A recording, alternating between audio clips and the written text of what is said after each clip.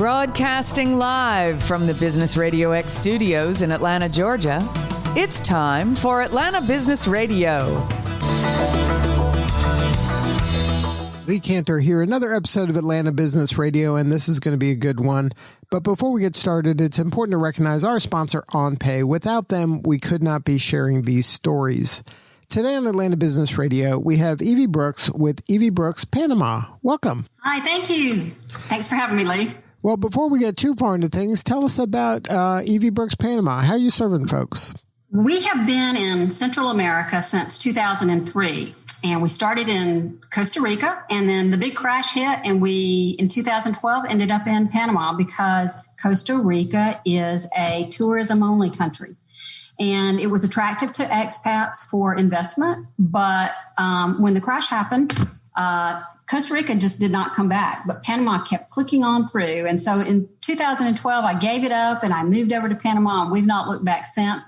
We work with expats that's wanting to relocate, have retirement or vacation homes, and investments internationally. And so that's kind of, in a nutshell, why we've been in Latin America so long and what we're focused on right now. So now walk me through what it's like for a person that's, born and raised in America and then considering going to Panama and living there. What are some of the things that I'm afraid of? What are some of the things I should know? The one thing I love about Panama, it's so similar to Atlanta, Georgia, which is where I'm from. I'm north of Atlanta, about 50 miles. My whole family's been here for generations. And so when I went overseas, Costa Rica was quite the culture shock because it was primarily just Spanish speaking. There was not a lot of English speaking people anywhere. But when you go over to Panama, their second language is English. And it's got a thriving metropolitan area like downtown Atlanta, Georgia. You can't imagine that this was referred to as a third world country when I went down there in 2012, and it has just exploded since the Panama Canal expanded for the super tankers back in 2016. And anytime you're near or around the area of the city, you feel like you're in a U.S. major metropolitan city. So it's not a whole lot different. The GDP has been much stronger all the way through coronavirus, and we don't know what it's going to look like on the other side of that. But the GDP after 2008, the lowest that it ever was in Panama was 4%, and that was in 2009. So from 2009 up until early 2020, the GDP ranged between 5% and 9.6%. So it's just a thriving economy. They're on the U.S. dollar, so that's the same. The shopping places, you're very familiar with all the same shopping that you see on Rodeo Drive and in, Lenox Mall in Atlanta. So you're very similar as far as the customs and the lifestyles. The only thing is when you get out into the Panamanian culture, out into the areas that's primarily Panamanian, then you feel like you're in a Panamanian or a Latin community. But for the most part, the roads, the bridges, the infrastructure, the shopping, the dining, fine dining, everything that you can imagine is very similar to a major U.S. city. So now what is my reason for moving and relocating outside of America? Many people have a concern about the taxes that they have in their states and their communities in the United States being so high when they retire that they can go overseas. And many people are looking to become citizens in another country so that they can surpass those exorbitantly high taxes and still maintain the same type of standard of living that they're accustomed to because they're not going to be having to pay those taxes. Or they're just wanting a change of pace, or they're wanting to downsize, or they're wanting a tropical environment. So a lot of people do that. But then I have many people from the United States that never intend to go to Panama other than to just vacation occasionally, but they want to diversify their investments and they want to invest outside of the United States or North America. We do work with people from all over the world, but over 80% of our clientele is North America. So there's many reasons, and we work with everything, all things Panama from A to Z, from getting your residency, getting your citizenship, buying a car, setting up a bank account, finding a place to either rent or purchase, and or real estate investments. Now, are you finding that business is good for you, but that more and more people, as the pandemic is hitting America, and a lot of people maybe were forced into retirement early, or they got laid off, or something happened to disrupt their kind of career, are they looking towards ways to kind of get more bang for their buck, their retirement buck? Absolutely. It is amazing how much time I am on the phone doing consultations with people that are exactly what you just said. They were furloughed. They thought they were going to retire in 2 years, 3 years, maybe even 5 years. Now their retirement has begun because of coronavirus. And many have purchased properties sight unseen. They know they want to be on the ocean. They know they want to be in a condominium. They want to get into a property that's relatively new, whatever it is, golf course, mountains, whatever. They know that they like Central America. They like Panama. But more so than that, we have people investing in our agricultural projects, which are what I refer to basically a farm in a box, where people are able to own farmland that is farmed by very, very large farming corporations, where they create a reverse merger or a reverse co-op, if you will, and they purchase the land, and then the farming company leases it back on typically a 30-year contract, and they're farming the land. And so they split the profits, 70% to the farmer, the investor, and 30% to the management company. And this is a well-established program that's already been in play for many years. And I've been marketing this project for many, many years. And now we've expanded to multiple different agricultural projects, because the buzzword essential that we all keep hearing, there's nothing that can be more essential than food. And when we look at what's happened in the world, that's the one constant. Everybody still needs to eat every single day, and that's not a fad, and it's not going away. So the agricultural has proven to be a very enticing aspect of diversifying their investments, getting out of the stock market. Many people are concerned that the market's going to collapse at some point or really take a dive because of the hyperinflation that's projected due to all of the trillions of dollars that's been put into the marketplace. So they're just trying to safeguard, if you will, some of their retirements. And so they're trying to move them into all kinds of different new types of investment strategies. And this is one that's just really taken off for us. So now, do you work with kind of American CPAs or investment advisors in order to just make them aware of these options for their clients? I actually work with the clients and their financial planners. We will help them as far as giving them the information that they need. We always recommend that and suggest that they have their CPAs, their financial planners, or whatever, review their investments, because we're not financial advisors. We do not give financial advice. We are real estate educators, real estate investors and educators. I spoke with and taught with the Rich Dad, Poor Dad organization for years, and still work with them on different things, projects and advertising things. So we are educators. We are looking for opportunities to help people with real estate that's wanting to diversify their funds into real estate properties, the underlying asset, the dirt, the condominiums, the homes, the whatever, the farming, so that they can basically just restructure their portfolio some, because that's something that we are finding many, many people are really concerned about. Now, is this something that if I'm in America and do I have to move there and spend, every day of the year there, or is it something I can go back and forth? Like, how does the person typically kind of live this lifestyle? Absolutely not. That's one thing about Panama that's so attractive. They have these expat programs that are very enticing. Although I'm in Panama, typically, this year's been an untypical year for everybody, but typically I'm in Panama 6 to 7 months out of the year.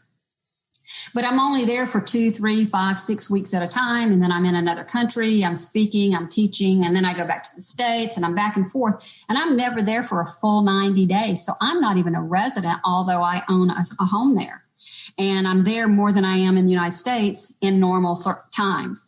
But if you wanted to be there consecutively more than 90 days, you would want to become a resident. And that's a very simple process. It's very inexpensive. We work with you to help hook you up with the visa attorneys and getting all that you need to become a resident and or a citizen.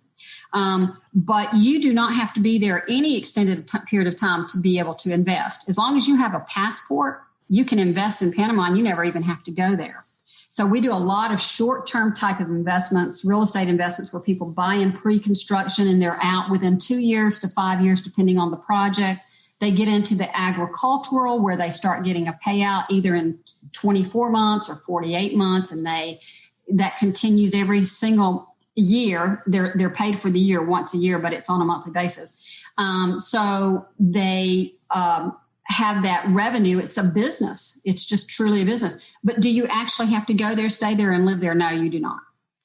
Now, what % of your clients do kind of stay there, live there? Only about 15 to 20% of my clients actually live there full time. Most of my clients are retirees that will either go there 2 weeks out of the year up to 6 months out of the year. You have a lot of snowbirds that go back and forth.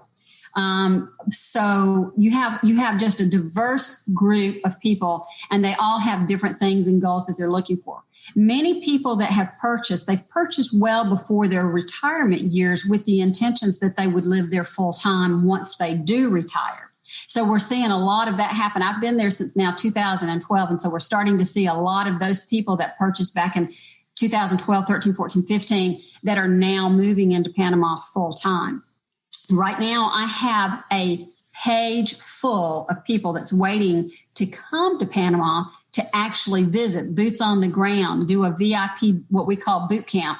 It's a real estate education. It is not a sales pitch. It is totally about the economy, the growth, the country, the visa process, the different properties and projects, and the strategies that go along with those. And we teach real estate strategies from every project that we go to.